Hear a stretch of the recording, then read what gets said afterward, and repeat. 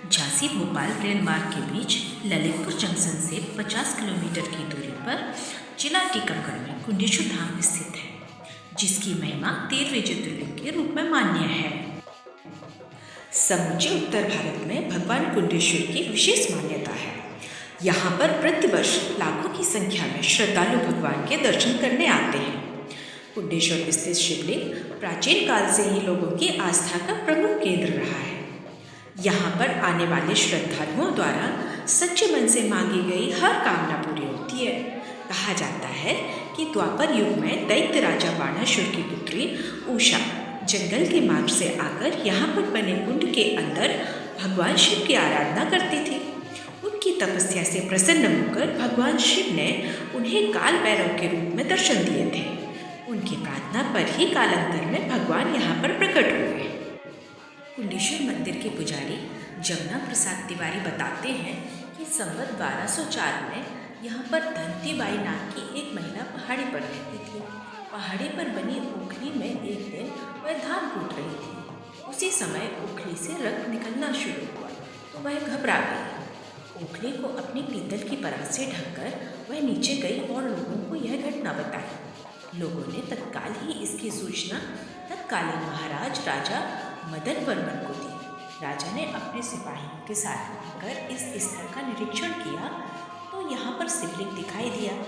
इसके बाद राजा वर्मन ने यहाँ पर पूरे दरबार की स्थापना कराई। यहाँ पर विराजे नंदी पर आज भी संवत 1204 अंकित है, जो कि उस समय की इस घटना का प्रत्यक्ष प्रमाण। मंदिर में विराजे भगवान शिव को लेकर किंवदंती है कि आज भी राजकुमारी उषा यहाँ पर भगवान शिव को जल अर्पित करने के लिए आती है। मंदिर के पुजारी जमुना प्रसाद तिवारी सहित अनेक श्रद्धालु बताते हैं कि आज भी पता नहीं चलता है कि आखिर सुबह सबसे पहले कौन आकर शिवलिंग पर जल चढ़ा जाता है। कुछ लोगों ने इसका पता लगाने का भी प्रयास किया, लेकिन सफलता नहीं मिली। लोग बताते हैं कि कुंडेश्वर मंदिर में प्रत्येक वर्ष बढ़ने वाले शिवलिंग की सत्यता पता करने के लिए सन 1937 में टीकमगढ़ रियासत के तत्कालीन महाराज वीर सिंह जूदेव द्वितीय ने यहाँ पर खुदाई प्रारंभ कराई थी। उस समय खुदाई में हर 3 फीट पर एक जलहरी मिलती थी।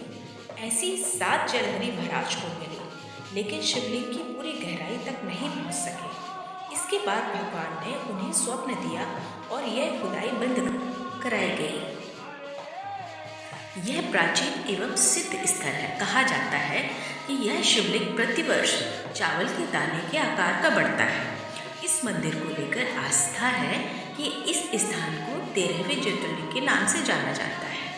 भक्त इसे सभी ज्योतिर्लिंग से अलग भी मानते हैं, क्योंकि सभी शिवलिंग पर किसी की प्रतिष्ठा की गई है, जबकि कुंडेश्वर महादेव स्वयंभू है। सदियों से कुंडेश्वर महादेव के प्रति भक्तों की आस्था ऐसी ही बनी हुई है, क्योंकि यहाँ पर उन्हें नजर आता है कि उस दिव्य शक्ति का अलौकिक रूप है। कुछ वर्ष पहले यहाँ पर जो विराजी हुई माँ पार्वती की पुरानी मूर्ति है, उनके स्थान पर पूरे विधि विधान से नई मूर्ति को स्थापित किया गया व पुरानी मूर्ति को दूसरे स्थान पर स्थापित कर दिया गया।